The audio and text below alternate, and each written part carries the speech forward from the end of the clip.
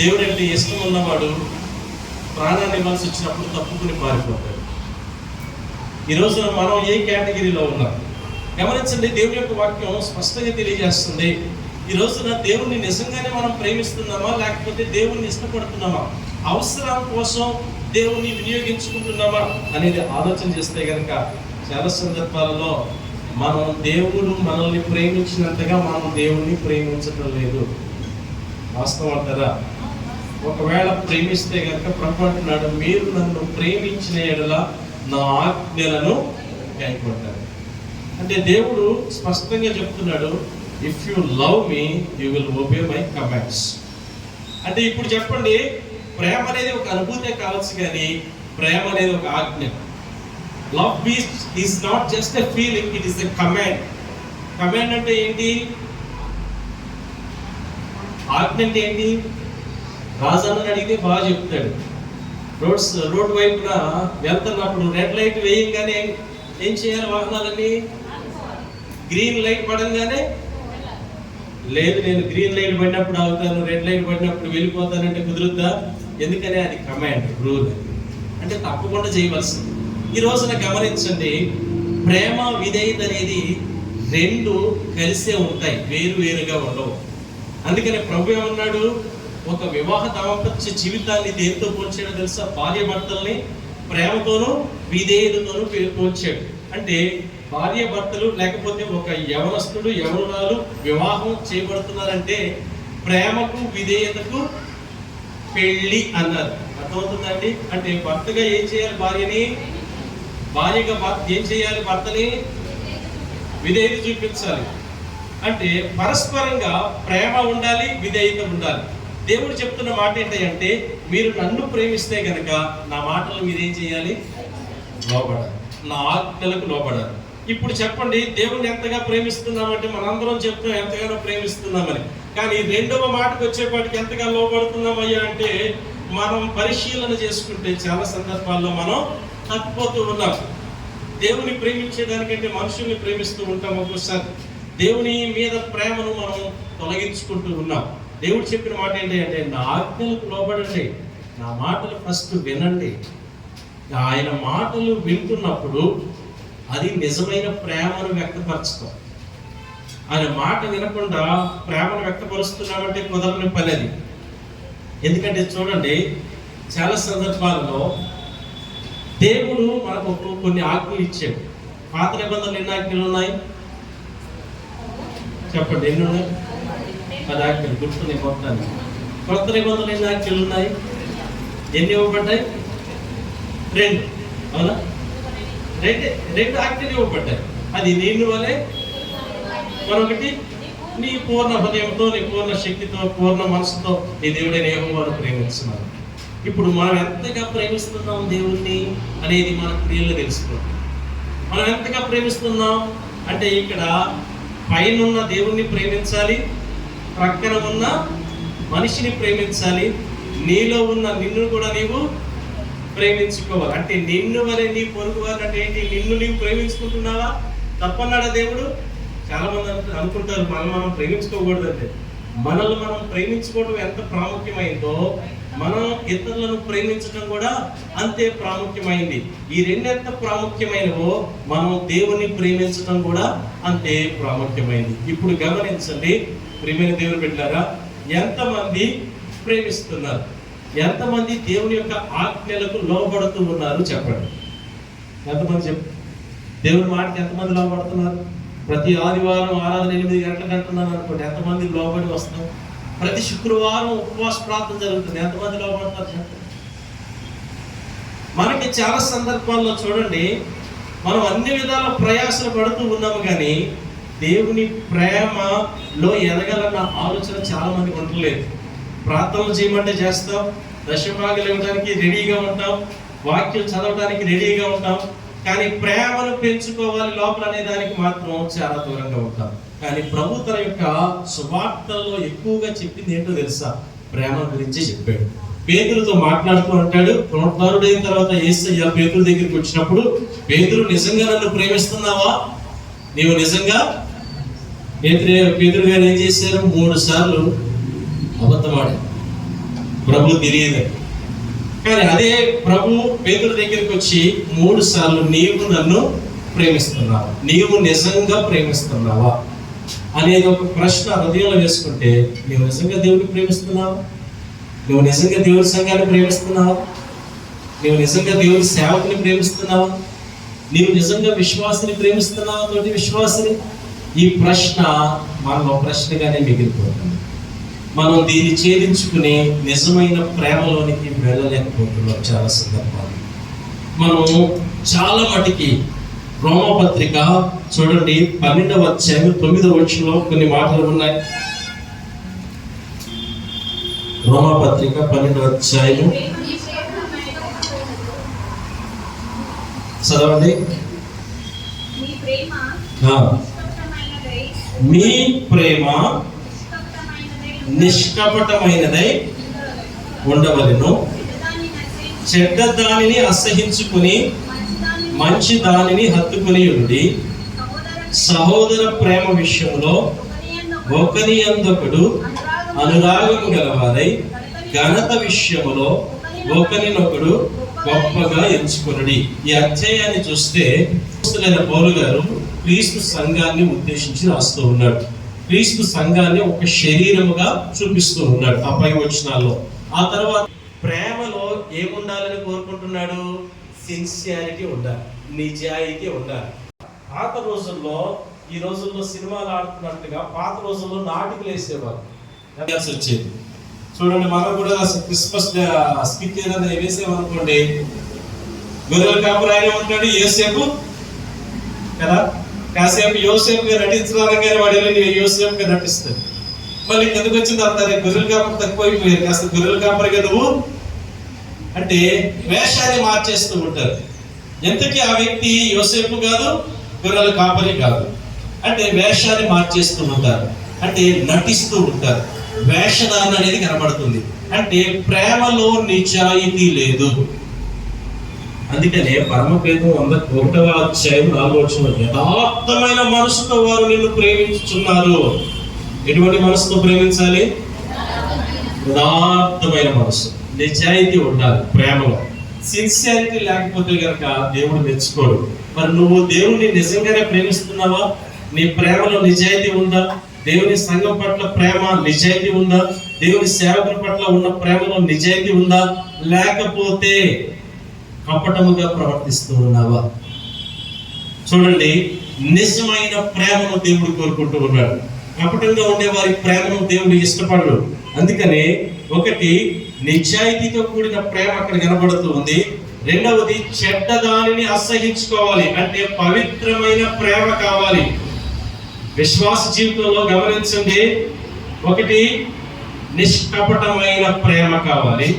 రెండోది ఏముండాలి? పవిత్రమైన ప్రేమ ఉండాలి. విశ్వాసం ఏం చేయాలి? చెడ్డవాటిని నేను చేయను, పాపం నేను చేయను, చెడ్డవాటిని చూడను, చెడుగా మాట్లాడను. అంటే ఒక పవిత్రమైన జీవితానికి క్రైస్తవం అలవాటు పడాలి. పవిత్రత లేకుండా జీవించకూడదు. మన జీవితాలలో చెడు మన కళ్ళ ముందుకు వస్తున్నప్పుడు దాన్ని ఏం చేయాలి? మనం నిరోధించాలి. స్నేహితులు వాళ్ళని ప్రోత్సహిస్తారు తప్పు చేయడానికి, మనం ఏం చేయాలి? అసహించుకోవాలి. అంటే పాపమునకు దూరంగా ఉండాలి, పవిత్రమైన ప్రేమను కలిగిన వారమై ఉండాలి. ఆ తర్వాత వచనంలో ఏముంది? సహోదరుల మధ్యలో అనురాగం, అంటే సహోదర ప్రేమ ఉండాలి, అనురాగం ఉండాలి. ఈరోజు నా సంఘాల్లో చూడండి, వస్తాం వెళ్ళిపోతాం, లైకర్సే అందరూ, జోకర్స్ లాగా లైకర్సే అందరూ, లవర్స్ ఎవరు లేరు కదంటారా? మీరు ప్రేమ అనగానే లోకంలో ప్రేమకి వెళ్ళిపోకండి. దేవుని ప్రేమలో లేదు. మనం వస్తాం వెళ్ళిపోతాం, మనందరం నటిస్తాం, మనందరం మన ఫేస్ మాస్క్ వేసుకున్నాం. నిజమైన ప్రేమ మనలో కనబడదు. అవసరానికి ప్రైజ్లు అంటాం, అవసరానికి నవ్వుతాం, అవసరానికి ఇక్కడ కనబడతాం. మరలా కపటమైన ప్రేమ అది, అపవిత్రమైన ప్రేమ అది, అనురాగం లేని ప్రేమ అది. సంఘాలలో విశ్వాసుల మధ్యలో అనురాగం లేనప్పుడు, పవిత్రత లేనప్పుడు, నిష్కపటం లేనప్పుడు వారు ఆత్మీయంగా ఎప్పటికీ ఎదగలేరు. గమనించండి, స్పష్టంగా అపోస్తలుడైన పౌలు చెప్తూ ఉన్నాడు, సహోదరుల మధ్యలో అనురాగం ఉండాలి, సహోదరుల మధ్యలో ఏముండాలి? మనలో ఎంతమందిలో ఉంది? ఎంతమంది ప్రయత్నం చేస్తున్నాం? ప్రేమ కలిగి ఉండటకు ప్రయాసపడటకు ప్రభువు చెప్పాడు. ఎంతమంది ప్రయాసపడుతున్నాం ప్రేమను చూపించడానికి? ఏమో సహోదర మధ్యలో అనురాగం. ఆ చివరిలో చూస్తే కనుక ఘనత విషయంలో అంటే దేవత్వంతో కూడిన ప్రేమ కావాలి. ఎప్పుడు కూడా ఒకరికొకరు మనం ఇక్కడ కూర్చున్నప్పుడు ఏ ఒక్కరికి కూడా నేనే గొప్ప అన్న భావన రాకూడదు. నేను వారందరికంటే గొప్పవాడిని, నేను వారందరికంటే ధనం ఎక్కువ ఉంది, నేను వారందరికంటే ఎక్కువ సంపాదిస్తాను, నా ఉద్యోగం వేరు, నా లెవెల్ వేరు, నేను వేసుకున్న డ్రెస్ వేరు అంటే ఎప్పుడు కూడా తనంతటికి తానుగా ఏం చేస్తాడు? గొప్పగా ఊహించుకుంటాడు. దేవుని సంఘంలోకి వచ్చిన తర్వాత మనం ఎవరిని గొప్పగా ఎంచుకోవాలంట? పక్కన కూర్చున్న వారిని గొప్పగా ఎంచుకోవాలి. నాకంటే ఇది చాలా అనుకుంటామో చెప్పండి, పొరపాటున అనుకోండి. మనందరం పరిచయం జాబితాలో ఉంటాం, సుఖ జాబితాలో ఉన్నాం. పరిచయం ఏమని ప్రార్థన చేస్తున్నాడు దేవాలయానికి వచ్చి? ప్రభు ఈ సుంకరి వల్ల నేను కానీ గొప్ప ఎంచుకుంటాం, అతిశయపడుతూ ఉంటాం, మన గురించి మనం గొప్పగా ఎంచుకుంటూ ఉంటాం. పక్కన వారిని ఎప్పుడు కూడా తక్కువ అంచనా వేస్తాం. మనిషికున్న చెడ్డ అలవాటు ఏంటంటే పక్కన వారిని ఎప్పుడు కూడా వాళ్ళకంటే నేను ఎక్కువ కనపడాలి, వాళ్ళకంటే నేను ఎక్కువ గొప్పగా ఉండాలి, వాళ్ళకంటే పాస్టర్ గారు నన్ను ఎక్కువ గొప్పగా చూపించాలి, ఘనంగా ఎంచాలనుకుంటాం. గమనించండి, నీవు ఎప్పుడైతే ఇతరులను ఘనంగా ఎంచుతావో దేవుడు నిన్ను కనపరుస్తావు. నీవు ఇతరులను ఎప్పుడైతే చిన్న చూపు చూస్తావో దేవుడు నిన్ను కూడా. అందుకనే విశ్వాసంలో ఉండవలసినది ఏంటో తెలుసా? దీనత్వాన్ని అలవాటు చేసుకోవద్దు, గర్వాన్ని అలవాటు చేసుకోవద్దు. ప్రతి విషయంలో కూడా ఎంత తగ్గించుకుంటావో అంతగా దేవుడు నిన్ను హెచ్చిస్తాడు. నీ స్థితిని బట్టి, నీకున్న ధనాన్ని బట్టి, జ్ఞానాన్ని బట్టి ఎప్పుడు హెచ్చిపోకుండా నీ చుట్టూ ఉన్న వారిని గొప్పగా ఎంచుకో, ఘనంగా ఎంచుకో. అప్పుడు నీకు కలిగే ఆశీర్వాదాలు వేరుగా ఉంటాయి. ఇదంతా ఎందుకు చెప్తున్నానంటే ప్రేమ ఎలా ఉండాలనేది దేవుడు మనకు చూపిస్తూ ఉన్నాడు. ఈ ప్రేమ పరిశుద్ధాత్మ ద్వారా మనలో కుమ్మరించబడుతుందండి. మీరు చూసినట్లయితే రోమపత్రిక 5:5 స్పష్టంగా ఉంది, మనకు అనుగ్రహింపబడిన పరిశుద్ధాత్మ ద్వారా దేవుని ప్రేమ మనలో కుమ్మరించబడుతుంది. ఇప్పుడు చెప్పండి, దేవుని ప్రేమ ఎక్కువగా ఉందంటే వారిలో ఎక్కువగా ఏముండాలి? పరిశుద్ధాత్ముడు ఉండాలి. పరిశుద్ధాత్ముడు ఎవరికైతే ఎక్కువగా ఉంటాడో వారిలో ఏముంటుంది? దేవుని ప్రేమ ఉంటుంది. దేవుని ప్రేమ ఉన్నవాడు దేవుని వలె నడుచుకుంటాడంట. చూడండి ఒకసారి మీరు 2 యోహాను పత్రిక 1:6 చూడండి.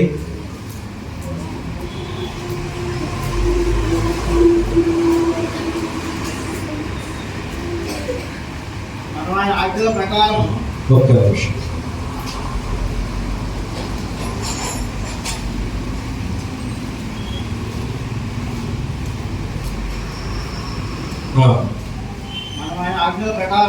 మనము ఆయన ఆజ్ఞల ప్రకారము నడుచుటయే ప్రేమ. అలాగే 1 యోహాను పత్రిక 2:5-6 చదవండి. ఆయన వాక్యము ఎవడు గైకొనునో వానిలో దేవుని ప్రేమ నిజముగా పరిపూర్ణమాయెను. ఆయన యందు నిలిచి ఉన్న వాడనని చెప్పుకునేవాడు ఆయన ఎలాగూ నడుచుకొనెనో అలాగే తానును నడుచుకొన బద్ధుడై ఉన్నాడు. మనం ఆయన యందు ఉన్నామని దీని వలన తెలుసుకొనుచున్నాము. చూడండి, ఇక్కడ యేసు ప్రభు ఎలా నడుచుకున్నాడో విశ్వాసులు ఎలా నడుచుకోవాలి? ఎవరి వల్ల నడుచుకోవాలి? మనము దేవుని వల్ల నడుచుకోవాలి, యేసుక్రీస్తు వల్ల నడుచుకోవాలి. ఈ అంతకి యేసుక్రీస్తు ఎలా నడిచాడు? 1 పేతురు పత్రిక 2:21 చూడండి.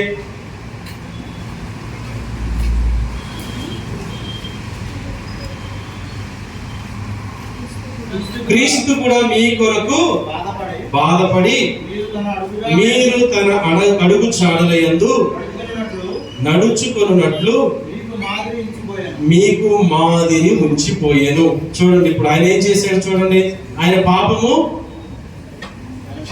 చేయలేదు, ఆయన నోట ఏ కపటము కనబడలేదు, ఆయన దూషింపబడి బదులు దూషింపలేదు. ఆయన శ్రమ పెట్టబడి బెదిరింపగా న్యాయముగా తీర్పు తీర్చు దేవునికి తను తాను అప్పగించుకోలేను. అంటే ఇప్పుడు ఏం చేయాలి? క్రైస్తవులు ఏం చేయాలి?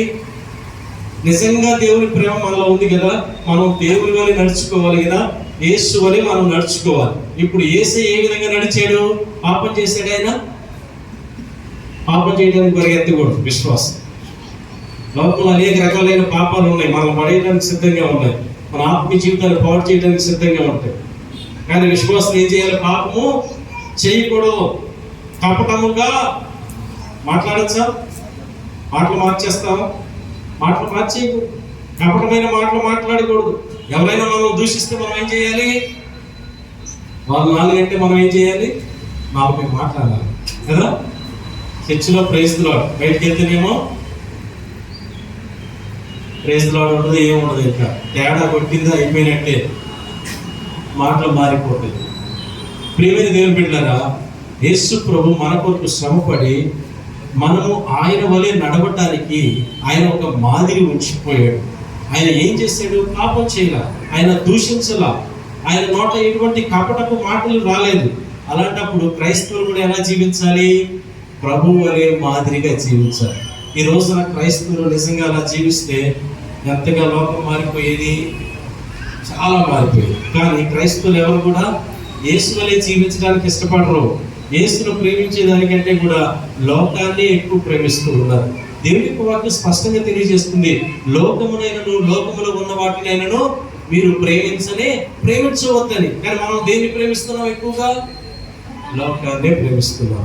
నిజంగా దేవునిని ప్రేమించేవాడు చేసే పని ఏంటయ్యా అంటే, నేను చెప్పాను కదా, దేవుని వలె నడుచుకుంటాడు. ఈ ధనవంతుడైన వాడు ఒకడు వచ్చాడు ప్రభు దగ్గర, బాగా డబ్బు ఉంది. దేవుని దగ్గరికి వచ్చి, సత్పురుషుడా, నేను ఆ లోకంలో ప్రవేశించి నిత్య జీవం పొందుకోవడానికి నేనేం చేయాలని అడిగాడు.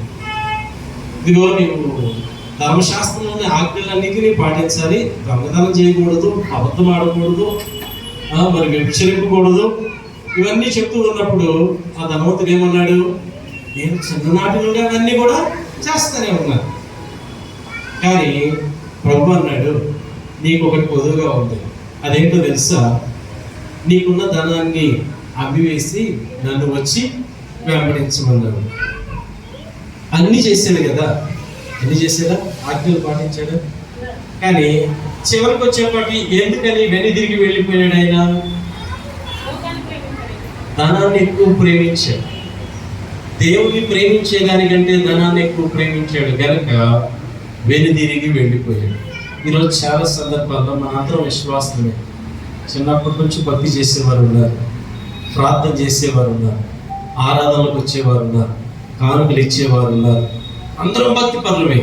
కానీ దేవుడు ఏదైనా మాట చెప్తే ఆ మాటకు విధేయత చూపించి లోబడేవారు ఎంతమంది ఉన్నారు? అప్పుడే నిజమైన ప్రేమ తెలుస్తుంది. మీరు చూడండి, నిజమైన ప్రేమ ఎప్పుడు తెలుస్తుందో తెలుసా? దేవుడు చెప్పిన మాటకు లోబడడం లేదనేది అప్పుడే తెలుస్తుంది. అబ్రహాముకి ఉన్న ఒక్కవారి కుమారుడిని ప్రేమించాడు. అబ్రహాము చాలా ప్రేమించాడు, ఒకే కుమారుడిగా ఉన్నాడు. కానీ దేవుడు ఏం చేశాడు? ఒక పరీక్ష పెట్టాడు. నువ్వు చాలా ఎక్కువగా ప్రేమిస్తున్నావు నీ కుమారుడిని, ఈ కుమారుడు నాకు కావాలి అని చెప్పి దేవుడు అడిగాడు. ఇప్పుడు అబ్రహాము ఓడిపోయాడా, గెలిచాడు? మనమైతే ఏం చేస్తాం చెప్పండి? అబ్రహాము తనకున్న వాటిని తన కుమారుని విడిచిపెట్టి, అంటే తన కుమారుని దేవుని కొరకు త్యాగం చేయడానికి కూడా సిద్ధపడ్డాడు. అలాంటప్పుడు గమనించిన, కూర్చోండి, ఇటు చూడాలమ్మా, ఇటు చూడాలి. అబ్రహాము దేవుని విషయంలో అంటే త్యాగం చేయడానికి ముందుకు వచ్చాడు.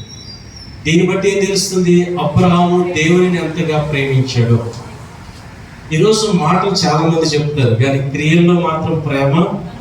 అందుకనే అపోస్తలుడైన యోహాను గారు అంటారు, మాటల చేత కాదు, నాలుక చేత కాదు, క్రియతోనూ సత్యముతోనూ ప్రేమించవలెను. ఎలా ప్రేమించాలంట? క్రియలు ఉండాలి. భార్య దగ్గరకు వచ్చి నువ్వంటే నాకు ఎంతో ఇష్టం అన్నాడు, తేడా కొట్టింది అనుకో, అదే రెండు చేతులతో చెంపదెబ్బ కొట్టాడు అనుకోండి, ఇక ప్రేమ ఉన్నట్ట? చెప్పండి. మాటలతో చాలా చెప్తాం, అబ్బా నువ్వంటే నా లోపం, అసలుకి నువ్వు లేకపోతే నేను ఉన్నానా, అది ఇది అని చాలా చెప్తారు. అవసరానికి తేడా వచ్చిందంటే రఫాడిచ్చేయడే కాదంటారా? చెప్పండి. ప్రేమే కదా. దేవుడు అంటున్నాడు మాటల చేత కాదు, క్రియల్లో చూపించండి ప్రేమని. ప్రభు ఏమన్నాడు తెలుసా? నిన్ను వలే నీ పొరుగు వారిని. నీ భార్య ఎవరు చెప్పాలి ఇక్కడ. నీ భార్య ఎవరు చెప్పండి? ఎవరు?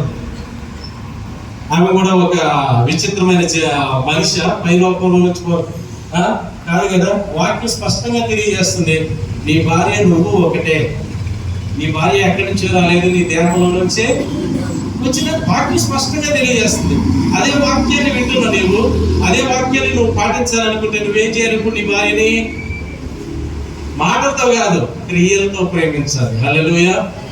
సత్యంగా ప్రేమించాలి, ఉట్టి మాటలు చెప్పడం కాదు. భార్య నా దేహంలో భాగం. ఏదన్నా సరే, ఒక ఆయన అంటాడు, నా భార్య నా ఇష్టం, నేను కొట్టుకుంటా, నువ్వు ఏడవండి అంటాడు. అనేవారు ఉన్నారా? కొట్టేవారు ఉన్నారా? చేసుకునేవారు ఉన్నారా? మరి వాళ్ళందరికీ ఒక పరీక్ష పెడుతున్నారు. భార్య దేహమే కదా. ప్రభు అన్నాడు, నిన్ను వల్ల నీ భార్య అంటే నీ సొంత శరీరం వల్లే. అంటే పాస్టర్ గారు వచ్చి భర్తని 2 కొట్టాలి, భరించు, నీ శరీరమే కదా. మరి భార్య ఎలా భరిస్తుంది? అర్థమైందా మీకు? అదే దెబ్బ మనకు తగిలితే, అదే స్వరం మనకు వస్తే, అదే నొప్పి మనకు కలిగితే అపో విలవిల్లాడిపోతాం. మరి అదే నొప్పి, అదే బాధ నీ దేహంలో భాగమైన భార్య కూడదా? ఇప్పుడు నేను ఆలోచన చేసావా? దేవుడు అంటున్నాడు, క్రీస్తు సంఘమును ప్రేమించినట్లుగా భర్త పురుషుడు ఎవరిని ప్రేమించాలి? భార్యను ప్రేమించాలి. కానీ ఈ దీనిలో చాలా మంది తప్పిపోయేవారు ఉన్నారు. అందుకే అంటున్నాను, మాట చేత వద్దు, నాలుగుతో చెప్పకండి, క్రియల్లో చూపించండి. నీ భార్య అంటే ఎంత ప్రేమ, క్రియల్లో చూపించండి. నీ సంఘం అంటే ఎంత ప్రేమో దేంట్లో చూపించాలి? మీ మాస్టర్ గారు అంటే ఎంత ప్రేమో దేంట్లో చూపించాలి? మాటలో చెప్పొద్దు, పాస్టర్ గారు మీరు అసలు మీరు లేకపోతే మాకంతా ఎలా ఉట్టిది, అన్ని దొంగ మాటలు. ఇంకా 2 వారాలు రాకపోతే ఎంత బాగుండో, వచ్చిన రాకపోయినా అడిగే వాళ్ళు ఉంటారు కదా, ఎప్పుడు వచ్చినా పర్వాలేదు కదా అనుకునేవారు. నేను ఎందుకు చెప్తున్నానంటే, క్రియల్లో చూపించాలి, క్రియల్లో చూపించాలి. మా సంఘం అంటే మాకు ఇష్టం, కానీ మా సంఘానికి సంబంధించిన చిన్న వాల్ పోస్టర్ కూడా మేము పొరపాటు పెట్టలే. మీరందరూ లైకర్లు, లవర్లు కాదు. సంఘానికి లవర్స్ అయితే మీరేం చేస్తారు? షేరింగ్ చేస్తారు, కేరింగ్ ఉంటుంది. అర్థమవుతుందండి?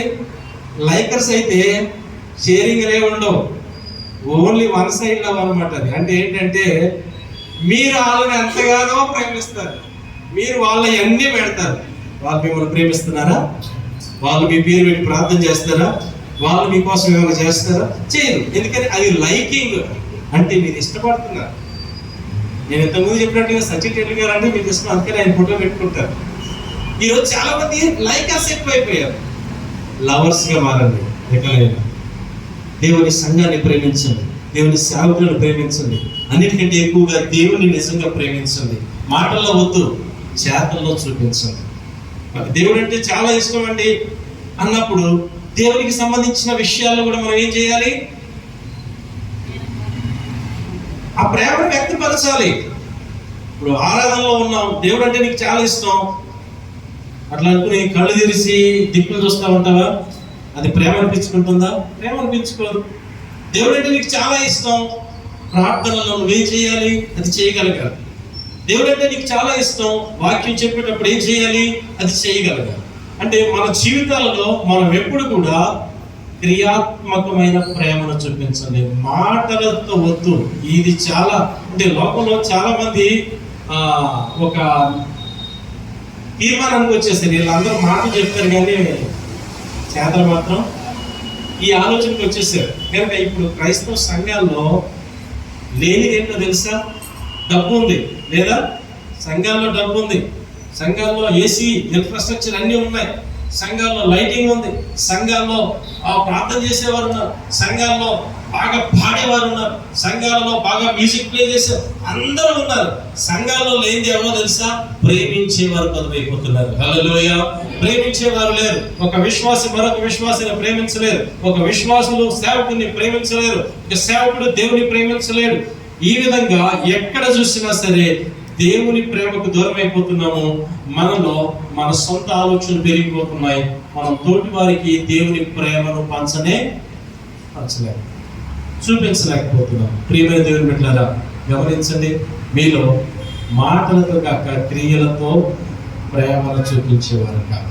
ఇక నుంచి చూస్తాను ఎంతమంది నిజంగా దేవుని యొక్క ఆజ్ఞలకు లోబడి, మాకు దేవుని అంటే చచ్చేంత ప్రేమ ఉందండి, మీకేం తెలుసండి, మీకంటే ముందు అగ్నిలో దూకమంటే నేను దూకుతాను అనే విశ్వాసాలు ఎంతమంది ఉంటారో చూద్దాం. అంతేనంటారా? చెప్పండి. ఒక రాజుగారు స్వయంవరం ప్రకటించారంట. మా అమ్మాయికి పెళ్లి చేయాలనుకుంటున్నానని చెప్పేసి కొంతమందిని ప్రచారం చేసినప్పుడు ఆయా రాజ్యాల నుంచి చాలా మంది రాజకుమారులు వచ్చేస్తారు స్వయంవరానికి. అయితే పోటీ ఏంటంటే ఆ రాజభవనం దగ్గర ఒక పెద్ద స్విమ్మింగ్ పూల్ ఉంది. దాంట్లో ఎటు చూసినా సరే భయంకరమైన పెద్ద మొసలు. అయితే రాజుగారు పెట్టిన పరీక్ష ఏంటంటే దీని లోపల నుంచి వెళ్ళి అవతలకు వచ్చిన వాటితో నా కూతురికి వివాహాన్ని జరిపిస్తాను. అందరూ భయపడిపోతా ఉన్నారు, ఎవరికాడు ముఖం చూసుకుంటా ఉన్నారు. ఎందుకంటే భయంకరమైన మొసలు ఉన్నాయి, దూకారా అయిపోయినట్టే. ఈ లోపల ఒకడు దూకాడు, మొత్తానికి ఈదుకుంటూ అవతలకి వెళ్ళిపోయాడు. రాజుగారు వచ్చేసారు. ఓ వీడు చాలా ధైర్యవంతుడు, నా కుమార్తెకి ఇచ్చి పెళ్లి చేయాలని చెప్పి. ఎలా దూకావు అని చెప్పేసి అందరూ అప్రిషియేట్ చేస్తున్నారు. రాజుగారు ఏమో అడుగుతున్నారు, ఎలా చేయగలిగి. ఇప్పుడు ఆయన అన్నాడంట, అదంతా తర్వాత సంగతి కదండి, అసలుకి నన్ను తోసినాడు సంగతి చెప్పండి మీరు. నన్ను ఎవడో తోసాడు, వాడెవడో నాకు తెలియదు. అర్థమైందా? అంటే ఏంటి? పెళ్లి చేసుకుందామని దూకలా, ఎవడో తోసాడు కనుక అవతలికి వెళ్ళాడు. పొరపాటున అదృష్టం బాగుండి దాటాడు. అలాగే కొన్ని సందర్భాల్లో మనం ప్రేమని చేయం, ఎవడో. ఈరోజు అమ్మగారు చెప్పారు, ఎవరో మాట్లాడతారంట, అందుకని మనం ఏం చేయాలి? ప్రార్థనలో లేకపోతే వచ్చేవారు అయ్యగారు ఏదో కనేస్తారు కాబట్టి మనం చెయ్యాలి. ఈ ప్రార్థనకి రాకపోతే పాస్టర్ గారు ఏమంటారో, ఈ ఆదివారం సమయానికి రాకపోతే పాస్టర్ గారు ఏమంటారో, ఈ కాలిక ఒప్పది అంటే మనందరం కూడా ఏదో ఒక బలవంతం చేత ప్రేమిస్తున్నాం, లోపడుతున్నాం. అది కాదు కావాల్సింది, ప్రేమ చేత. చూడండి, మీ ఆఫీసులకు వెళ్తే మీరు లోపడతారు. ఎందుకని?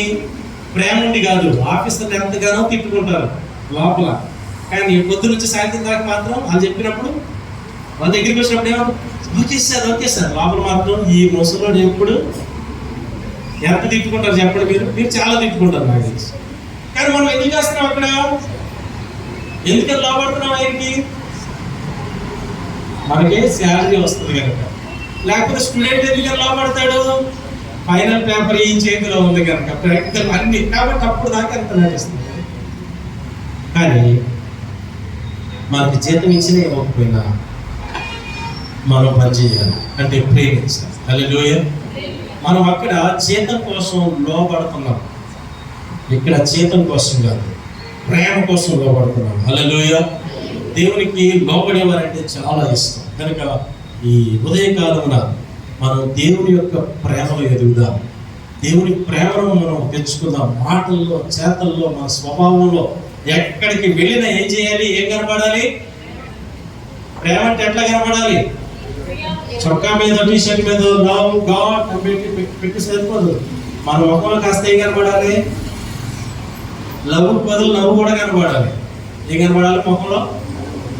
కొంతమంది ముఖంలో పొరపాటున నవ్వు కనపడదు, ఇంకా మాట్లాడే అవకాశం కూడా. మీకు తెలుసలేదు, అమెరికా దేశంకి వెళ్తే మనకి ఎవరో తెలియకపోయినా సరే నవ్వుతారు, పలకరిస్తారు. అదే కొరియాకి వెళ్ళారనుకోండి, మీరు పలకరించారా వాళ్ళకి సమయం వేస్ట్ చేసినట్టు. అందుకనే ఎయిర్పోర్ట్ అయినా చూడండి, ఎక్కడైనా చూడండి, అదే అమెరికా వాళ్ళు అనుకోండి, నవ్వుతారు, హలో పలకరిస్తారు. మన సంఘాల్లో కూడా మనం ఎలా ఉండాలి? ప్రార్థన అనగానే కొరియా వాళ్ళలాగా మారిపోవాలి. హల్లెలూయా. చర్చ అయిపోయిన తర్వాత అమెరికా వాళ్ళలాగా మారాలి. హల్లెలూయా. కదా కదా, ప్రేమ ఉండాలి, పలకరించుకోవాలి, నవ్వాలి, నలుగురితో పలకరించుకోవాలి. వాళ్ళు ఎక్కడ కలిసినా మన కుటుంబం అన్న భావన రావాలి. అంటే మన చేతల్లో కానీ, మన మాటలో కానీ, మన క్రియల్లో కానీ ఎప్పుడు మనం మార్పు చెందాలి. ఆ ప్రేమను మీకు తెలుసో లేదో, సంఘానికి గుర్తింపు ఎలా వస్తుందో తెలుసా? సంఘానికి గుర్తింపు ఎలా వస్తుందో తెలుసా? ప్రేమతోనే వస్తుంది. అందుకని ఎఫెసీ పత్రికలో, అది ప్రకటన గ్రంథంలో ఎఫెసీ సంఘం గురించి రాస్తూ పరిశుద్ధాత్ముడు ఏమంటాడో తెలుసా? నీ మొదటి ప్రేమను విడిచిపెట్టేశావు కనుక నీ స్థానంలో నుండి, ఇదిగో ఈ దీప స్తంభాన్ని స్థానంలో నుండి తప్పించేస్తాను అన్నాడు. అంటే ఏంటి? ఒక స్థాయిలో ఉన్న, ఒక గుర్తింపు ఉన్న సంఘాన్ని గుర్తింపు లేకుండా దేవుడు చేసేస్తాడు. ఎందుకని? ప్రేమను కోల్పోతున్నాము కనుక. నీవు కూడా దేవుని ప్రేమలో అంతకంతకు ఎదగాలి, కానీ ప్రేమ నుండి వైదొలగకూడదు. ఈ రోజున ప్రభు నీతో మాట్లాడుతున్నాడు. నువ్వు లోకాన్ని చూడమాకు, మనుషులను చూడమాకు, దేవుని ప్రేమను లోపలికి తెచ్చుకో. దేవుని ప్రేమతోనే నింపబడు నీ హృదయాన్ని. ఆ ప్రేమని అందరికీ చూపించడానికి ఇష్టపడు. ప్రతి విషయంలో కూడా దేవుని ప్రేమ. భార్య దగ్గరికి వచ్చినప్పుడు ఏ ప్రేమ కనబడాలి? భార్య నేను మాట్లాడింది అనుకోండి, ఏ ప్రేమ కనబడాలి? చెప్పండి. జ్ఞానమునకు మించిన క్రీస్తు ప్రేమ మీకు కనబడాలి. భర్త గారు నేను మాట్లాడినారు అనుకోండి, మీకేం కనబడాలి? క్రీస్తులో ఉన్న విధేయత అది ఉండాలా, తప్పకుండా. ఆ రెండు ఉంటేనే కుటుంబం సాగుతుంది. సంఘం పట్ల, దేవుని పట్ల, దేవుని సేవకుని పట్ల మీరు గమనించండి. నిజమైన ప్రేమను కలిగి ఉండండి. నిజమైన ప్రేమ అది మీకు విలువను తెస్తుంది, గుర్తింపును తెస్తుంది. మీరు ప్రేమిస్తున్నారని చెప్పి పాస్టర్ గారి మాట వినకపోయినా, పాస్టర్ గారు చెప్పిన కార్యక్రమాల్లో పాల్పంచుకోకపోయినా అది అబద్ధం అవుతుంది. అంటే మీ ప్రేమలో నిజాయితీ లేదు. మీ ప్రేమలో నిజాయితీ ఉంటే తప్పకుండా దేవుని మాటకు, దేవుని సేవకుని మాటకు లోబడతారు. కనుక నిజమైన ప్రేమను కలిగి ఉండండి. నిష్కపటమైన ప్రేమను, పవిత్రమైన ప్రేమను, అలాగే సహోదరుల మధ్యలో అనురాగాన్ని, దీనత్వంతో కూడిన ప్రేమను మనం కలిగి ఉన్నట్లయితే దేవుడు మనల్ని తప్పకుండా వర్ధిల్లింపజేస్తాడు. కళ్ళు మూసుకుని మనందరం కూడా